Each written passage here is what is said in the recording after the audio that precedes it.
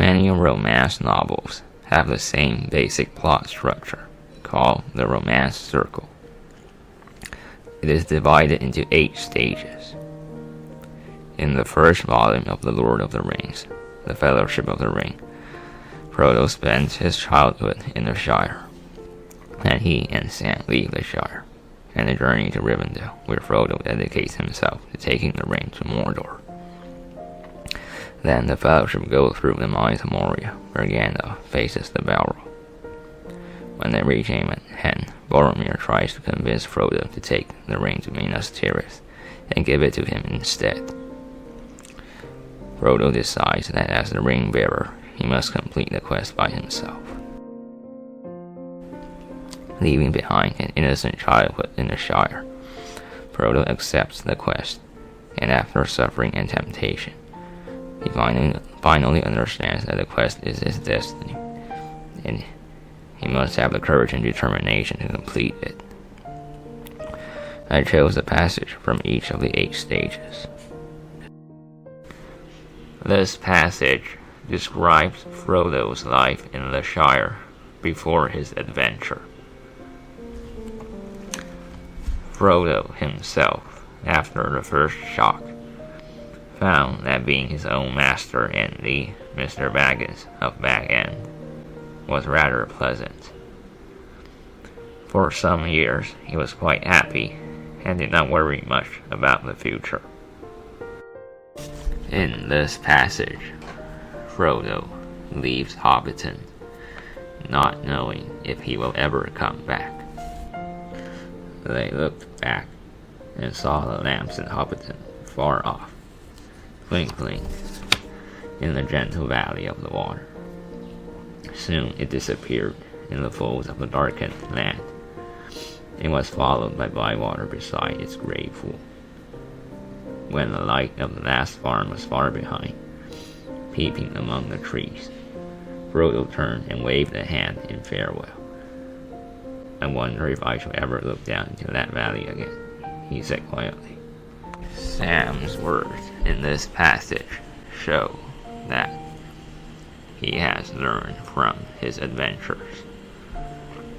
Yes, sir, I don't know how to say it, but after last night, I feel different. I seem to see ahead in a kind of way.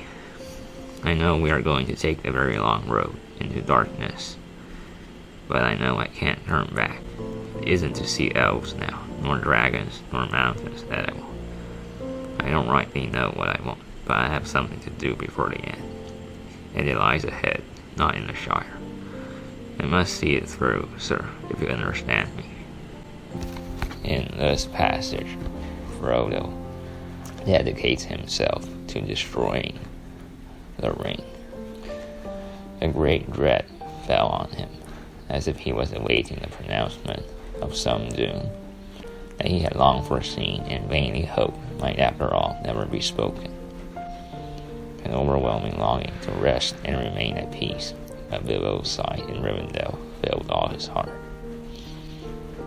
At last, with an effort, he spoke, and wondered to hear his own words, as if some other will was using his small voice. I will take the ring, he said, though I do not know the way. This passage describes the dangers of the mines of Moria. There were not only many roads to choose from, there were also in many places holes and pitfalls, and dark wells beside the path in which their passing feet echoed.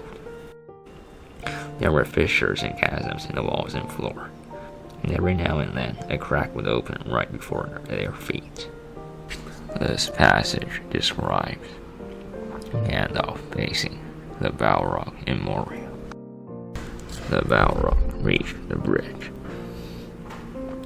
Gandalf stood in the middle of the span, leaning on the staff in his left hand, but in his other hand Glamdring gleamed, cold and white.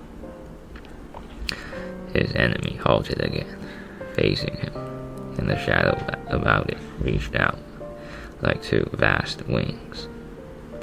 They raised the whip, and the thongs whined and cracked.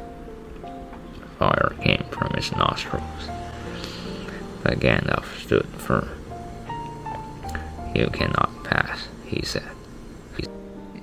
In this passage, Boromir tries to persuade Frodo to bring the ring to Minas Tirith.